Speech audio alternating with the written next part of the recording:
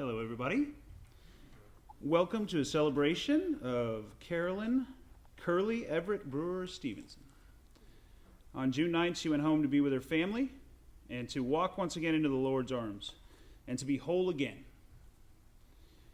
I think the Vacation Bible School setting is perfect for her, being a teacher, and it's absolutely perfect. So she would have loved this. So just a couple things here.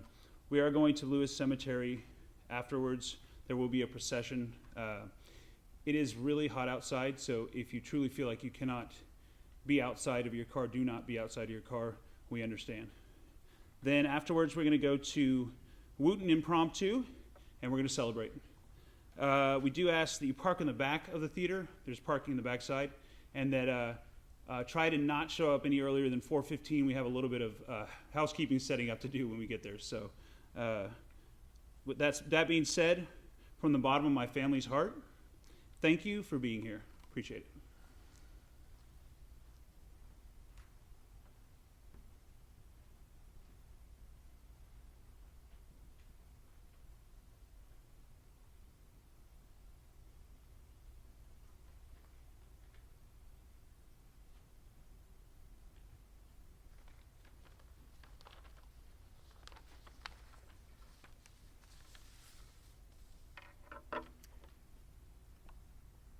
I have a scripture here that, in my opinion, epitomizes our beloved Curli. It's from 1 Corinthians chapter 13, verses 4 to 7. Love is patient and kind. Love does not envy or boast. It's not arrogant or rude. It does not insist on its own way. It's not irritable or resentful. It does not rejoice at wrongdoing, but rejoices with the truth. Love bears all things, hopes all things, endures all things.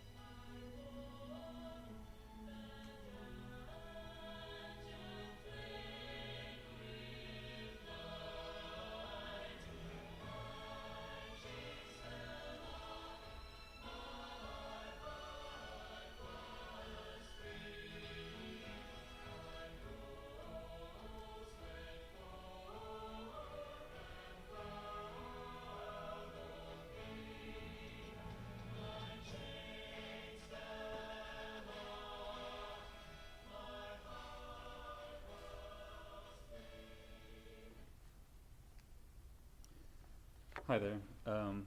For any of you who might not know me, I'm Brad. I'm Carolyn's younger son. I'm here today to pay respect to one of the finest women I've ever known, my mother, Carolyn. I was asked if I could, recount the obituary that I wrote for her, just in case anyone hadn't had a chance to read it, or for the people watching the movie or the film we're making of the funeral. So I'll start with that. Carolyn, or Curli as some knew her, she passed away peacefully in her sleep on June 9th. She was born November 9th, 1943, here in DeRidder to James and Florence Brewer. She has moved on to join those who have passed before her. Her sister Betty Spence, her brother Bobby Brewer, sister-in-law Peggy. She's survived by her two sons, my brother Russell, his wife Rochelle, their children, myself, her brother-in-law Archie Spence, and many cousins, nieces, nephews, and friends. Growing up here, Carolyn loved to spend her time outdoors. She loved sports of all kinds, such as basketball and especially tennis. I remember her playing that so much. She also loved taking camping trips with her close family and friends, her parents, her beloved aunts, her friends and cousins who were as close as sisters, like Margie and Carol. My mother was always very studious, intelligent. She loved and excelled in academics. After finishing high school here, she would attend Northwestern State University in Natchitoches, graduating in 1966. Even in one of her first jobs, when she worked for the Xerox Corporation, she stood out. She was actually one of the first two female sales reps for the company in their Houston office. After she left that, she would focus and devote her life to her passion for teaching. She would even go over to Europe and spend 3 years there teaching in the American Embassy School in Bonn, Germany.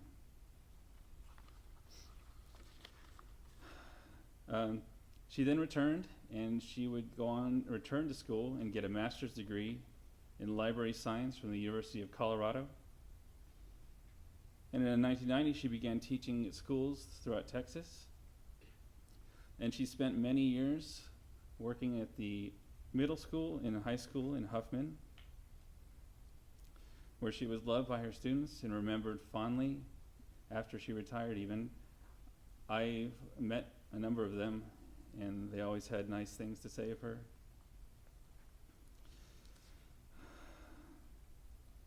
And not only was she an amazing teacher all those years, she was also a wonderful mother at the same time. She took every chance she could with her then husband Leighton. They provided my brother and I with a childhood full of happiness and love. She was an incredibly caring and generous woman, and she'd always put her children first. She loved spending time with her family and friends. She would always give of herself and her home to provide for others.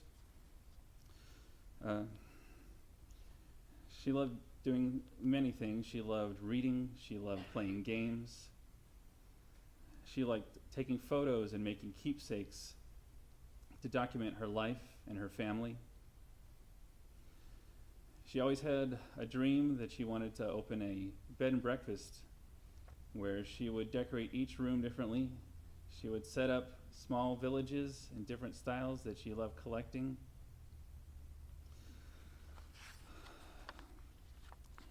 And that was kind of along the idea that holidays were some of her favorite times of the year. She loved to celebrate and decorate her home and cook wonderful meals for people and just, to spread happiness.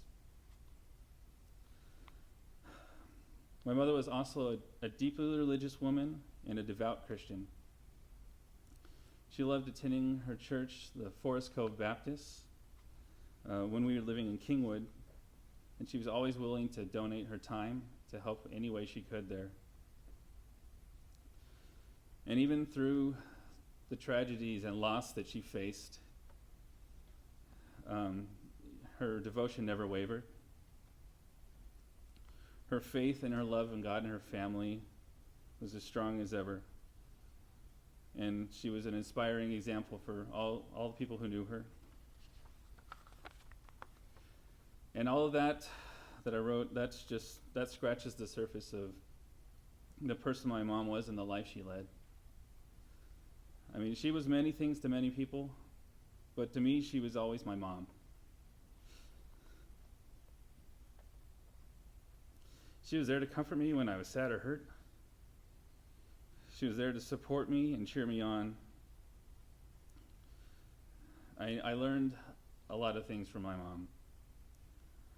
And I think that many of my best qualities came from her.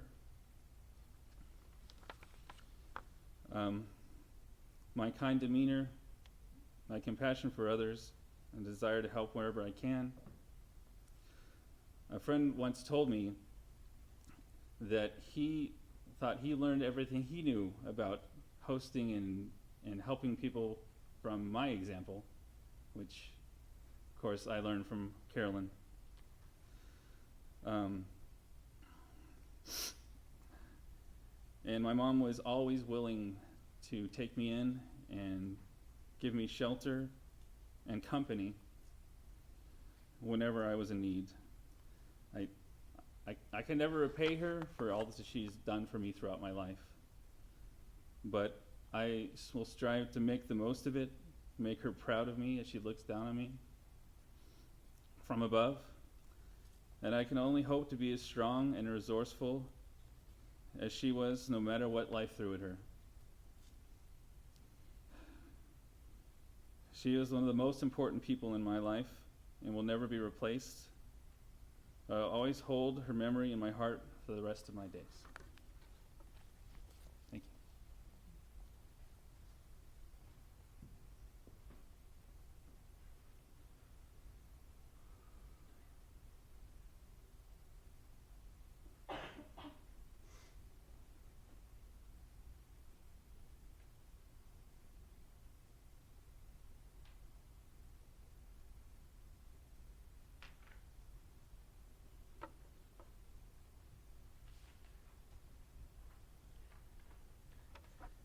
Hi, I didn't know I was going to be on stage.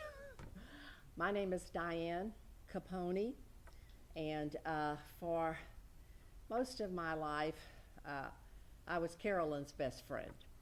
Now, I know as time went on, she made lots of best friends, but she always called me her best friend since we were very, very young. And I have to say that since I heard about her passing, I have had so many memories of Carolyn. The last few days have been nothing but memories. So I'm going to share some of those with you. They may not be in any particular order.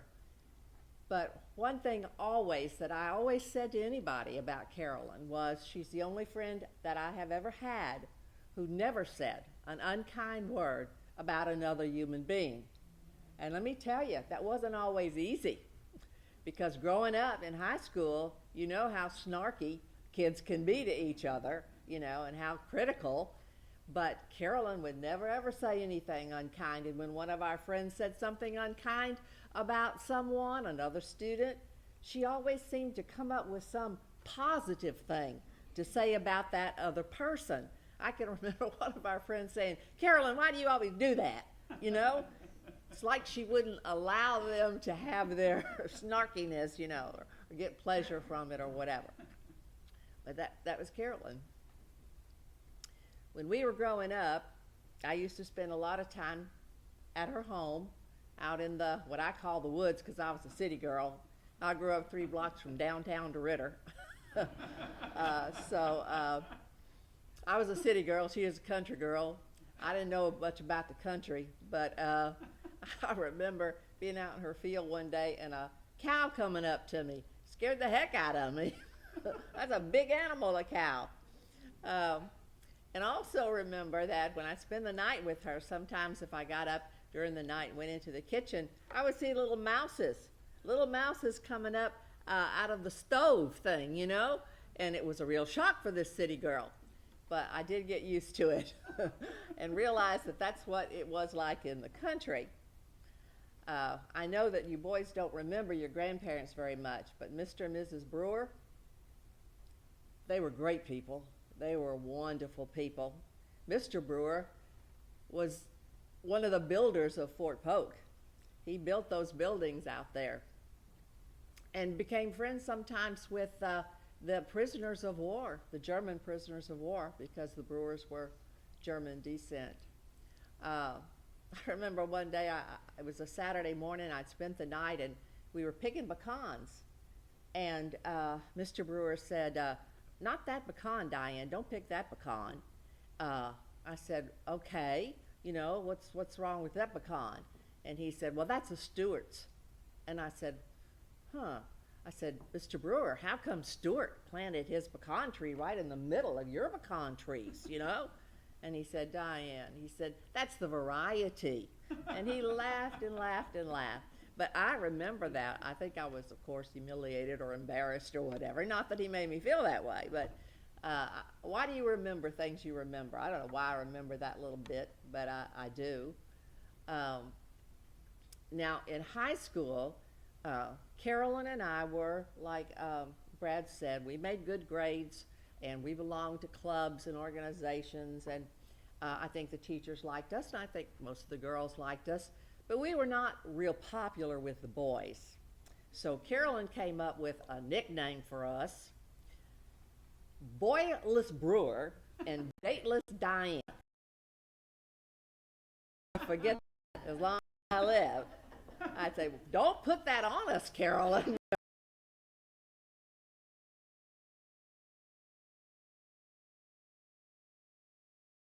But Boyless Brewer and Dateless Diane. And then when, I guess this was, I don't remember now if it was a high school or if it was after, one summer after college, but we were working at Fort Polk, and it was good. 40,000 young men, and not very many young girls. We would go to the officers' club, and they were glad to see us, and we would play golf, if you could call it, playing golf. But we were out there, and we had a good time that summer. We really did. She went to Germany and taught in Germany, but the reason that I spent 40 years of my life in Houston, Texas, is because of Carolyn. After LSU, I was working in New Orleans, and she called me up and she said, I want you to come to Houston. I want my best friend in Houston. And she said, I'll get you a job here teaching where I teach. She taught PE. She taught physical education. So I said, okay. And I went to Houston. I got the job. I'm not even sure I knew what I was doing because I didn't have a degree in education, but I did okay. Anyway, Carolyn and I, we lived together in Houston, and the years that she taught in Germany, I went with Betty, and we went to Germany, and we stayed with her, and we traveled all over Europe together. I remember when you were a baby, I was on Fountain View, wherever there he is, Layton is on Fountain View, And anyway, she called me up and she said, I have to go somewhere. Can you take care of Russell? I said, what? You want me to take care of a baby? I hadn't had a baby. But she didn't stop her. She brought you to me, and we got along okay. You survived. When she came back, you were alive. and that reminded me of your grandmother, Carolyn's mother. One time at the house in Walnut Bend, I was holding you and rocking you in the rocking chair, and you were so sweet and smelled so good and were so soft. And I said to your grandmother, I said, why can't they just stay like this? You know, why can't they just stay like this all the time? And she said, well, and she was such a quiet lady, and she said, well, I have a friend who has a child like that. It's been years, and has a brain problem, and he will never grow, and he will be that baby. I want you to know I never said that again. That memory stayed with me, and it does to this day stay with me. I also thought recently, I saw on TV that movie, Jerry Maguire, and it made me think, remember that Carolyn and I saw that together at the mall in Kingwood. So all I can, so much of my life really Carolyn was in it. She was part of it. These last years, I haven't been able to spend as much time with her because I care for my bedridden sister, and that's a full-time job. But I did come and see her when she was in DeRidder, living at her nephew's house, and we had visits there. And despite the accident that caused her to not be able to walk and move, she was still Carolyn, and she still never said an unkind thing about another person. Thank you. Thank you.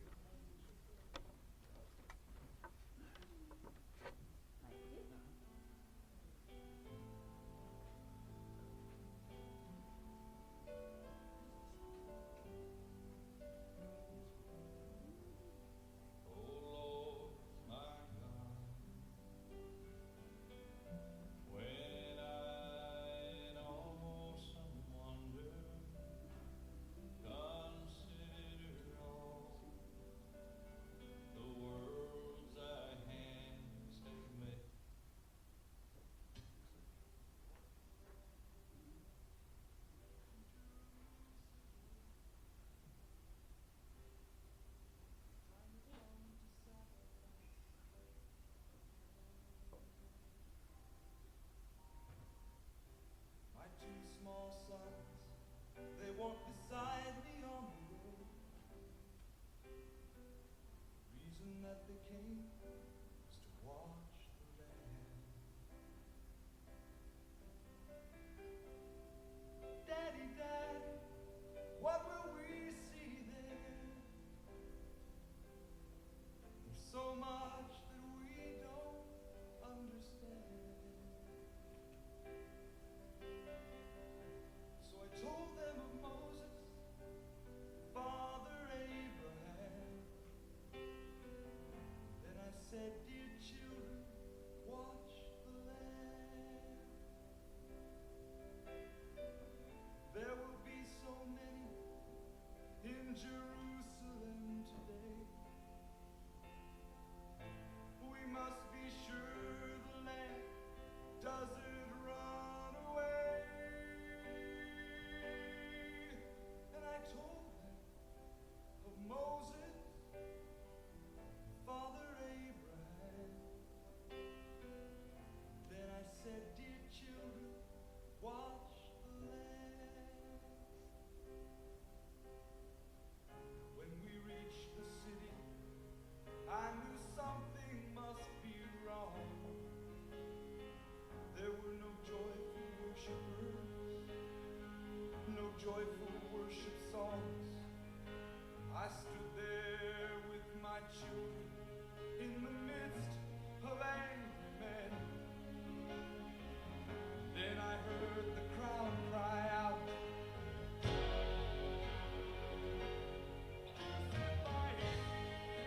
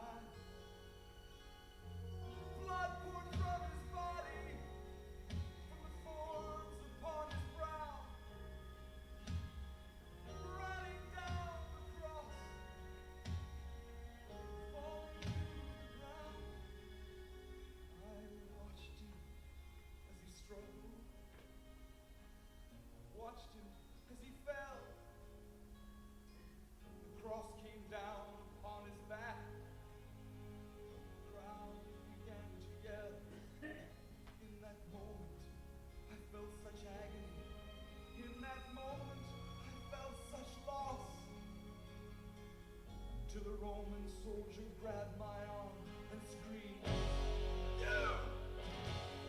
Carry his cross!"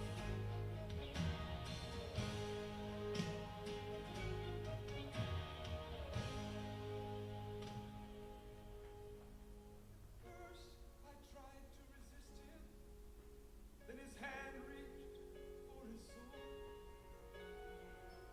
So I knelt and took the cross from the Lord. I placed it on my shoulder and started down the street. The blood that he'd been shedding was running down my cheek. They led us to Golgotha. They drove nails deep in his feet and hands. Yet upon the cross I heard him pray, "Father, forgive them." Oh, never have I seen such love in any other eyes. Into thy hands I commit my spirit. We pray that he died. I stood for what seemed like years, lost all sense of time, till I felt two tiny hands holding tight to mine. My children stood there weeping. I heard the oldest say, "Father, please forgive us." Lamb ran away.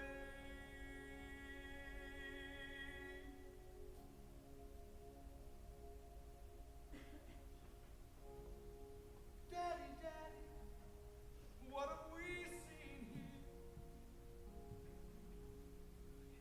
There's so much we don't Hang on. understand. You step over here. Come right here. I am so excited that my youngest daughter, Avery, would like to say something about her grandmother.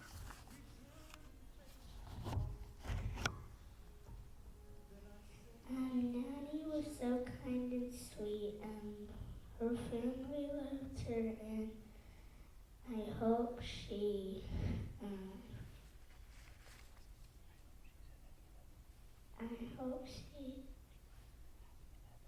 I hope she's happy in heaven.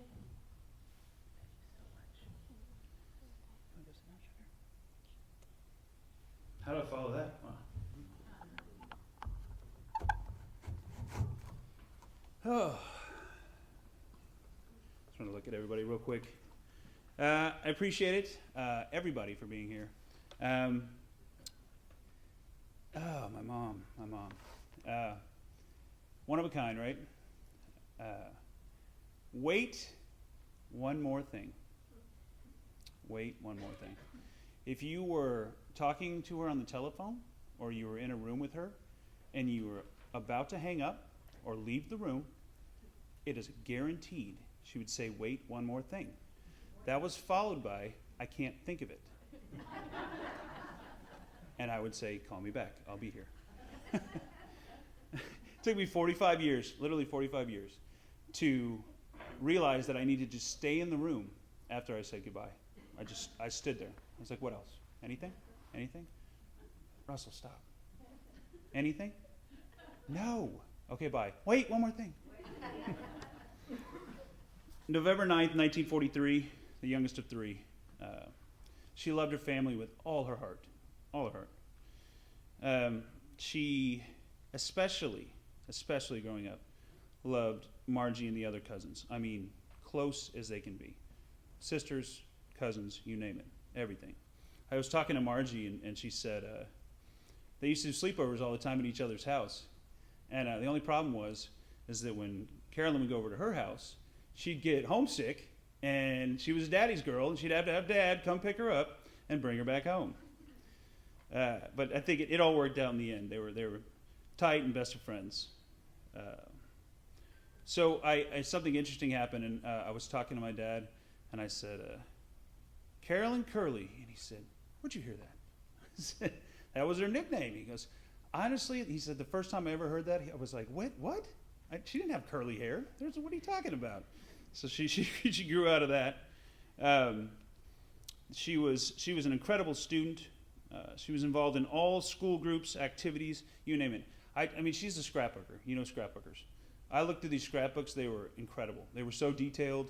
Went through the whole thing, and every little last thing you could think was in those scrapbooks. It was fantastic. It was way more diligent than I will ever be. I admit, as I was going through her stuff, I found a couple diaries, and I cracked one open. It was a one-year diary, and every single day had a writing in it. That is unbelievable. I've never seen anything like it. I didn't go into detail. Okay, I left it private. I was just kind of skimming through it, and I was like, no way. I can see certain days and here and there, but 365 days. It's incredible. I've been fortunate enough to travel to some countries in my life, but all I kind of really knew about was living in Germany. But as Diane said, she's been all over the place. Germany, Austria, France, England, Canada, the Netherlands, Poland, Switzerland, Italy, more that I can't even think of. It's great. These amazing pictures of her traveling all over the place. It's fantastic. I was like, I didn't know that. So that was really good to see and find out and go over. But wait, one more thing. I'd be remiss if I didn't mention the life-changing, cut straight to her soul, perfect depiction of her and her friends, the movie Steel Magnolias. Has to be mentioned. Northwest Louisiana. So years later, when she was paralyzed, I was in there, and she said, I really wish I could go on these trips you go on. I said, well, I'll tell you what. It's like, let's go on a virtual trip. So I went to a YouTube video of England. We toured all around England. We went here and there, and we got to the end of it. And I was like, wow, that was great. That was really great. And I said, what'd you think? And she goes, thanks for the nickel tour. Wait, one more thing. My childhood was incredible. Born in Houston, had a little brother born 2 years later. We were ready to tackle the great city of Houston. Not so fast, my friend. 1980, on to Denver. It was a big move. Most of the family was in Texas and Louisiana, and nobody had ever kind of gone that direction. So I can't even tell you the amount of pictures. We had everybody visit us up in Colorado at some point or another. Everybody came up there, skied, did a whole bunch of fun stuff. But it was great. We lived in the perfect neighborhood. I had 25 kids my age around me, just fantastic. And my mom was great. She was always out in the cul-de-sac and helping out and loving all my friends. It was amazing. So two prominent childhood memories. The first was believe it or not, I was in a lot of sports. I on 2 years in particular. This is all because of my mom. I would do the first event in the swim team race. It was a medley relay. She would be waiting at the end of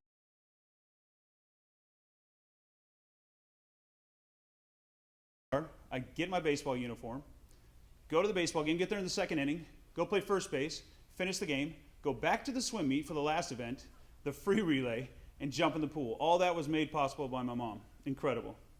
The second is, Brad, the joy of scavenger hunts. She would do these scavenger hunts, but it wasn't just a scavenger hunt. She would rhyme every single clue in the scavenger hunt. And we'd go, and 6 or 7 clues later, she'd have a little thing of candy waiting for us. Incredible. And how did we reward and thank her? By making her do it again. She said, give me a few minutes, and she'd do another scavenger hunt. Rhymed, perfect, everything. Dad, you remember. I'm sure Brad has many memories of his own, but one of mine is how my mom and I would kind of go behind the rest of the family's back and go get red beans and rice from Popeyes. I'm telling you right now, one of our favorite foods in the whole world. Amazing. And she'd go, hey, want to go get red beans and rice? I was like, that'll be our secret. Let's do it. She taught for over 20 years, mostly as a librarian. I got messages from so many people this week. If I missed you to reach out, I apologize. I tried to get everybody. I just wanted I went through her phone book. I went through everything. tried to get everybody I could think of that wanted to be her or cared for her or was in her life. And I apologize again if I didn't get to you. But I heard from, interestingly enough, a bunch of librarians. And they consider her their mentor. And that was really touching. Selfishly, my favorite time of my mother teaching was in the 6th grade because she was my substitute teacher. And I took liberties. So I thought it was so cool. You know, some people would be embarrassed. I was not. I was like, hey, look at me. I'm cool. My mom's the teacher. So it was great. She was a big supporter of Brad and I's education. Somewhere along the way, someone had told her that Russell's going to college and there's trouble in college. And so we sat in a Kmart, don't exist anymore, parking lot, just before I went to college. And she said, Russell, you are going to be in the Baptist Student Union. I said, Mother, I am not. We went back and forth that way several different times. I was happy to call her and let her know that I went to 3 or 4 meetings. I did not tell her it was because of a hot girl. Wait, one more thing. My mother loved her some games. She was a gamer. Trivial Pursuit, board games, 5 Crowns, Rummy Cube, and Dominoes. Girls, forever memory. Dominoes with Nani.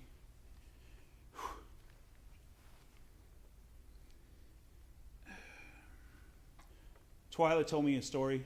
She said, one year, because nobody would play as many board games or games with her that she wanted to, she got every single person in the whole family Rummy Cube.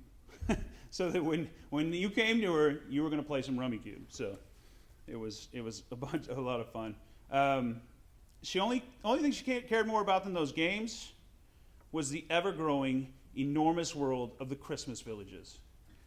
This just encompassed everything. It went from 1 room to 2 rooms, around the corner.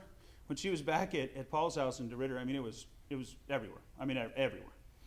So I decided that she didn't hang on quite long enough to be on a reality show about Christmas villages, but she would have been a star in that show. Those of us that have been around her a while, we know how important it was for her to always take a picture. Whatever we were doing, we always had to take pictures. Multiple. I know a lot of people are like that, but here's the kicker.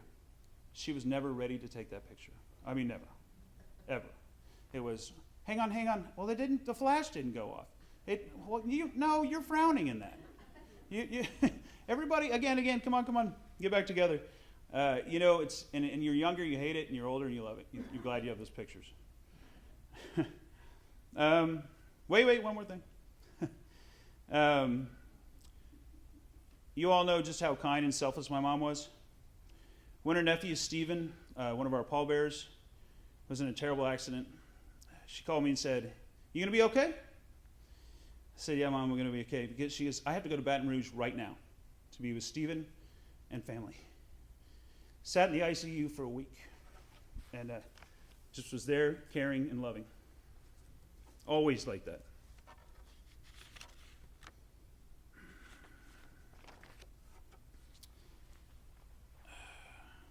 I don't think a lot of you know that her accident, when it happened, Ethan was a budding football player in middle school.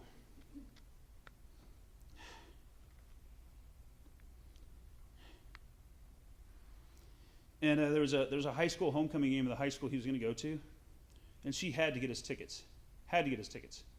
She fell, was eventually paralyzed, but when I left work and ran to see her, she said, please make sure Ethan gets those tickets. Please. I was just like, Mom, come on, you dislocated shoulder here, there's problems. But that's how she was. You know, just please make sure Ethan gets those tickets. That's amazing to me. Ethan repaid her by becoming an all-state academic player in Texas and an all-district player in Texas. So she was very proud. I'm very proud. And it paid off. More than anything, she loved taking care of baby Riley. Just favorite thing ever. Regretted not being able to take care of Avery. It was after the accident, so I think Avery took care of her, right, Avery? Caretakers, full-time. We were full-time workers, Rochelle and I. So, we're working 50 hours each. And it's very important to have caretakers around. I don't know if Jody's here or not, but I have to definitely give kudos to Jody. For several years, she was affordable care and amazing care at the same time, which is very, very hard to find. So I really appreciate it. So we're working full time, and I'm depending on this to watch my mom. And I would get home frequently. I would get home, and there's no caretaker there. And I was like, Mom, where's the caretaker? What's going on? She said, they think they left their iron on, so I let them go. I was like, what? That's not exactly what happened, but that's how she was. If something came up for the caretaker who was supposed to be getting paid to watch her, she would say, please go take care of your family. Go take care of them. And I was like, that's not what you're supposed to do. Anyway, she had a great sense of humor. If you were over to her house, she lived in what we called the pink room. So we had a pink room that we painted for the girls. It was initially their playroom, which we converted into her bedroom. And it had all kinds of shades of pink. And I would constantly go in and say, look, you tell me what color, we'll repaint the room. This is your room. She'd say, it's okay. She goes, whenever I have heartburn in the middle of the night, I open my eyes and see Pepto-Bismol pink. Her spirit animal, Sophie. Sophie, our little long-haired Chihuahua. Wow, that dog's annoying. Literally, he's every time for the last couple of years, and they can vouch for this, she would bark. She was, every time somebody would come in, bark. And I was like, oh my God, please, please, please, please, please stop barking. Just everybody who comes in, you bark. My mom would say, she's my guard dog. I'm in the front room here. She's guarding me. And I was like, oh, well, maybe she's your guard dog. This is absolutely 100% honest. That dog stopped barking when she was gone. You can walk in, no barking at all.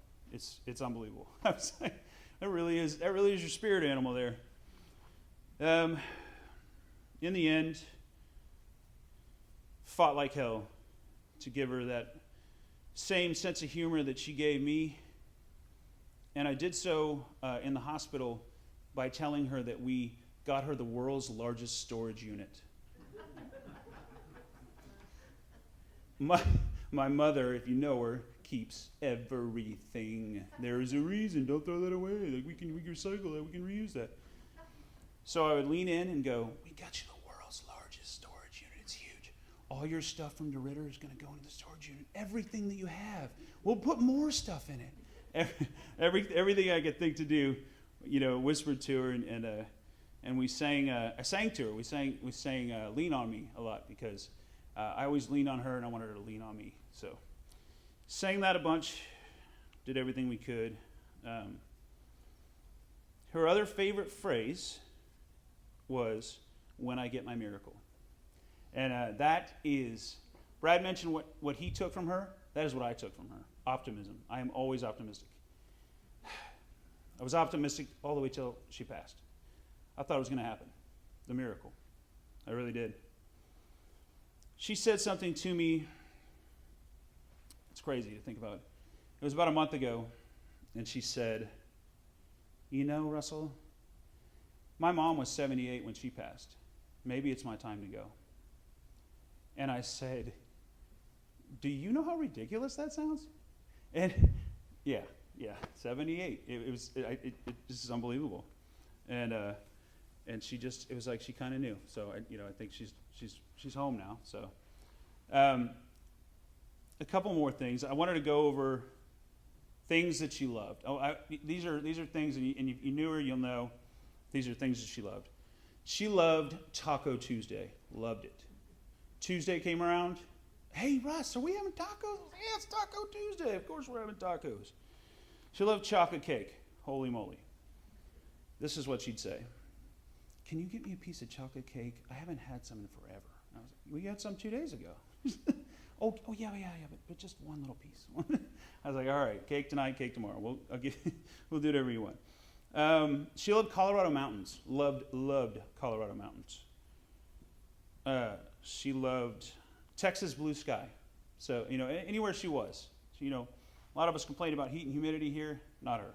It was unbelievable. Like Diane said, no complaints, just the nicest person ever. She loved DeRitter. She loved the DeRitter family, everything about it. She loved the city. When she came back for a few years to live in her nephew and brother's house, she was happy back here. I would come visit her, and she really was. She was happy to be home, happy to see Margie, happy about everything, really. And then eventually it was time to come home, and she was happy there too. She loved being around the grandkids, being around us, just loved every minute of it. She loved one extra blanket. She was cold all the time. One extra blanket. Had to get that extra blanket. She loved, much to my chagrin, Walmart. She would constantly, hey, can we just go one place, Russ? I was like, one place. Where you? Walmart. It's like, awesome. She loved spicy V8. Loved that drink. Loved chocolate milk. She loved dogs. Queen, Rocky, Astro, and Sophie. Love those dogs. She loved Fox News. Fox News was, when she's like, Russ, can you turn on the TV? I was like, doom, doom, doom. There you go. Hey, how'd you know? She loved Chick-fil-A. Popeye's red beans and rice. We talked about it. Pumpkin bread. Hobby Lobby. Whoa. There's someone doing some Hobby Lobby in her life. She loved mini cucumbers. She would often order bags when we had bags and bags in the refrigerator. There's another bag coming. Order it through Walmart to the front door. She loved bird watching. Thankfully, in the end, we got her a little bird feeder in our front yard, and there were constantly birds coming in, and she adored it. She was bedridden, but she got to look out that window and watch those birds. I think that really meant a lot to her. She loved reading to my kids. She loved eggnog. Loved some eggnog. Cocoa and pumpkin. Her cat's from Colorado. Cocoa and pumpkin. She loved chicken salad. Loved chicken salad. Who doesn't? She loved chicken salad. Delaware punch. And holy moly. Russell, can you find me some Delaware punch? I was like, yeah. She loved talks with my father-in-law about how the Dems are ruining everything. She John's coming? Is John coming? I was like, he's coming. And thank you, John. She loved your visit. She really did. She loved changing words that end in O to A, which is a common thing, but it was Colorado, not Colorado. Tomato, not tomato. Everything turned into an A. Tomato. Lettuce, tomato, pickle. That's what I want on my burger. She loved scrapbooks, her Christmas villages. Most importantly, she loved her Lord and Savior, Jesus Christ. It is because of her relationship with him that I know she has eternal peace, and she is walking again. Lastly, I'd like to read a couple of the last text messages I sent to my mom after I found out about this accident. When I tell you I had hope, so I kept it going. So her last message to me was, "Are you okay at work? I love you."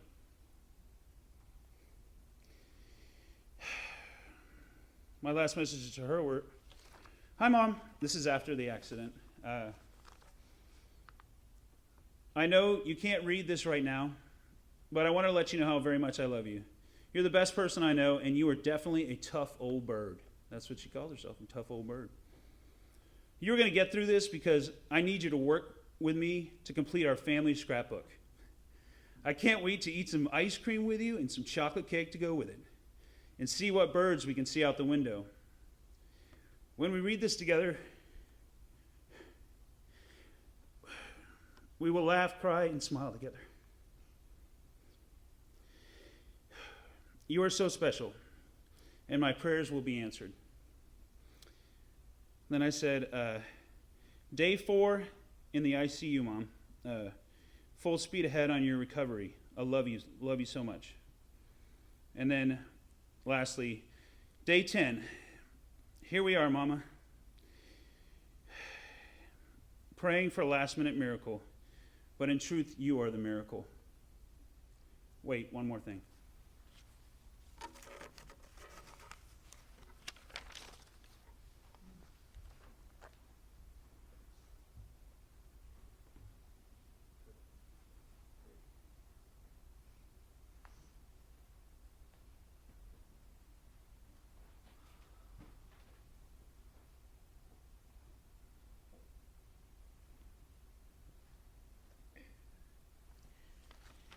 As Russell said, Carolyn had such a deep faith, and her walk with Jesus was amazing. And a lot of times when I visited her, we would talk about the Bible and we would pray, but she always had questions about Revelations. We both did. We were just like, we just didn't get it all, and I think now she knows it all. Kind of jealous there. But I picked this particular scripture from Revelations 21, 2 through 7. I saw the holy city, the New Jerusalem, coming down out of heaven from God, prepared as a bride, beautifully dressed for her husband. And I heard a loud voice from the throne saying, "Look, God's dwelling place is now among the people, and he will dwell with them. They will be his people, and God himself will be with them and be their God. He will wipe every tear from their eyes. There will be no more death, or mourning, or crying, or pain. For the old order of things has passed away." He who was seated on the throne said, "I am making everything new." Then he said, "Write this down, for these words are trustworthy and true." He said to me, "It is done. I am the Alpha and the Omega, the beginning and the end. To the thirsty, I will give water without cost from the spring of the water of life. Those who are victorious will inherit all of this, and I will be their God, and they will be my children." The word of the Lord.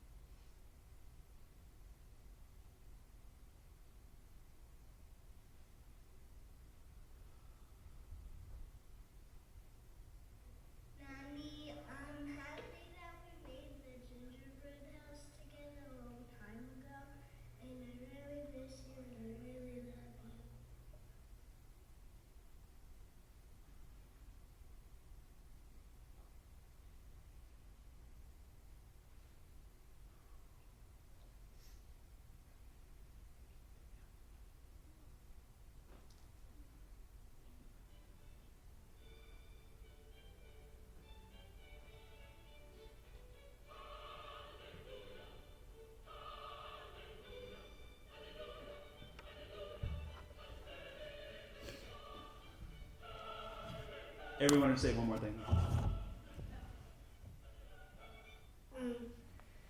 I know Nani's in heaven, but no matter what, everyone should love her. That was very sweet. I love you. What, you want to say one more thing? Even her family. Like her dad, she's not shy of the spotlight. I just want to thank everybody for coming. We'll start the procession now, but I'm happy. You can't see it, but I'm happy for her, and we're gonna go celebrate her life now. So, thank you.